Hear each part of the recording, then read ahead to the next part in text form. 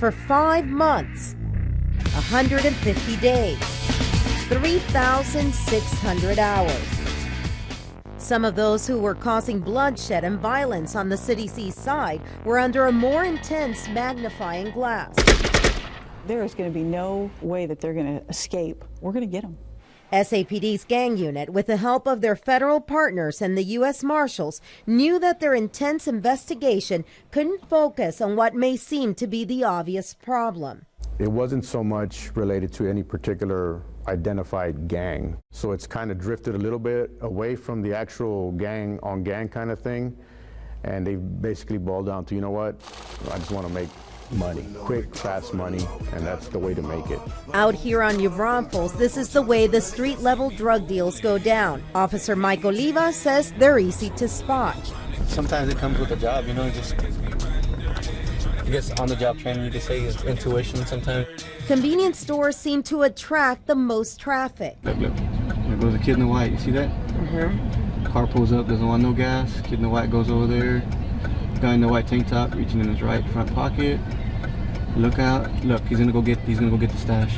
The younger kid runs off and is believed to return with the dope. When the car takes off, officers in marked vehicles make the stop. Inside, they find a gun and a bag of bullets. But those selling out in front of convenience stores aren't the biggest problem. The illegal drugs, the sales of illegal drugs occurring within the neighborhoods at certain homes has become very profitable for these individuals. As the gang unit detectives made their cases, getting ready to wrap up the operation, uniform officers continued their daily duties. Officer Sean Hernandez chased the suspect until he caught him. When he checked his name, he ended up being a wanted sex offender. We're going to execute an arrest warrant with a felony warrant for evading.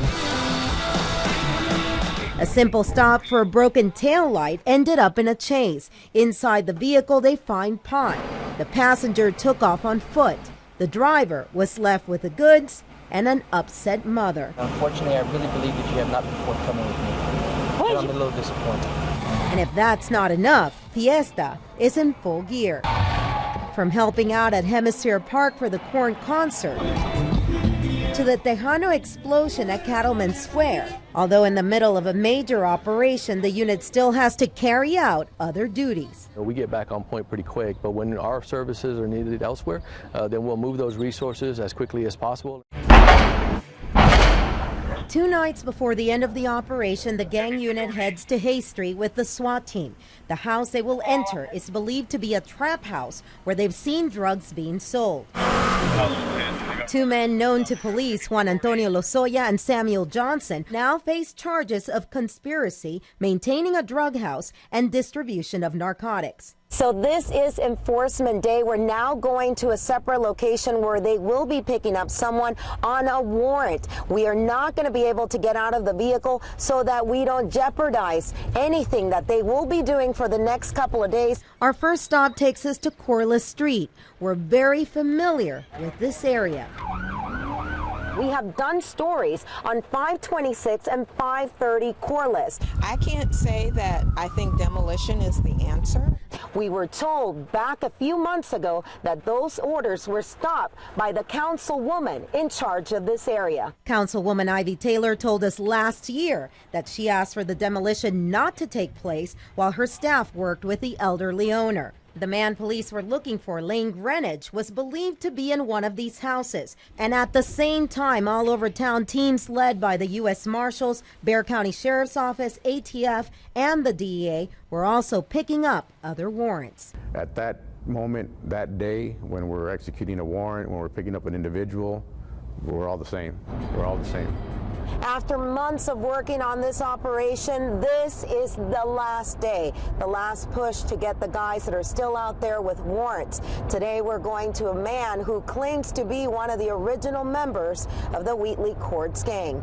Tyrone Adams is found at his home on Kenmar. Later in the afternoon, one of the last warrants is picked up. Devonshea Fisher is delivering a weapon. In his fancy red Mustang, officers managed to stop him right smack in the middle of a busy corner off Rittiman Road. Tuesday night, he's the face that no one can forget. The 6-year-old child that got shot on Christmas Day. What do you remember that day that you got hurt?